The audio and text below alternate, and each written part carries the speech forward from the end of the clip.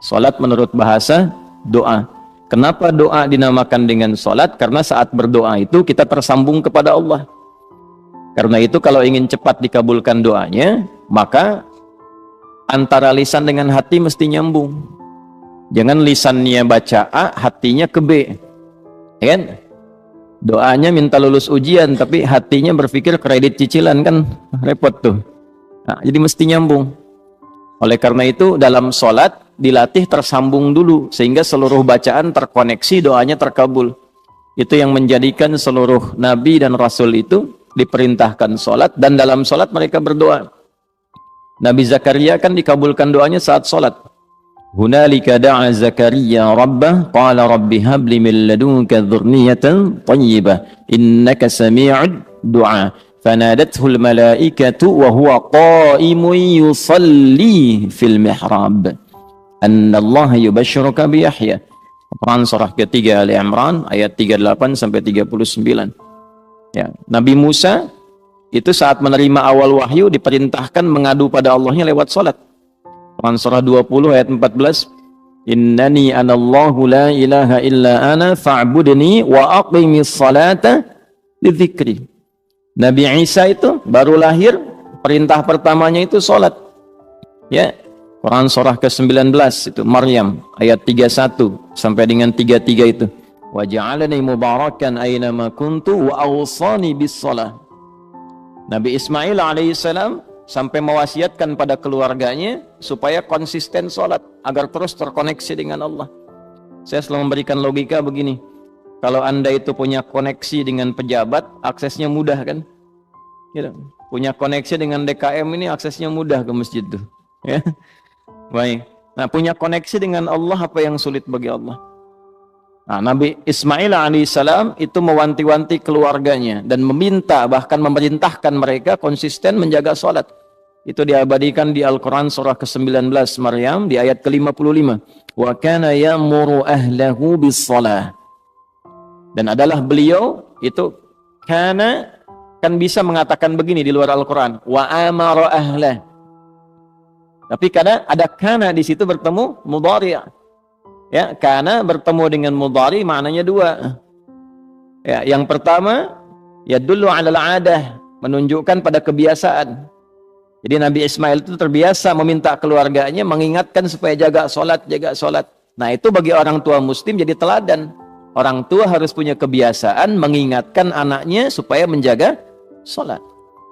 Nah, karena di situ ahlah itu menunjuk pada setiap personnya. Kan keluarga itu ada 4 dalam bahasa Arab. Ya, 1 ailatun, 2 usratun, 3 alun, 4 ahlun. Tuh. Ailatun sifat saling mendukung dari kata aul.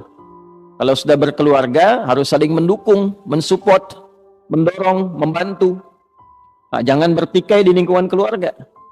Karena itu pertentangan, perselisihan, permusuhan di lingkungan keluarga itu diantara yang paling tidak disukai oleh Allah dan Rasulnya.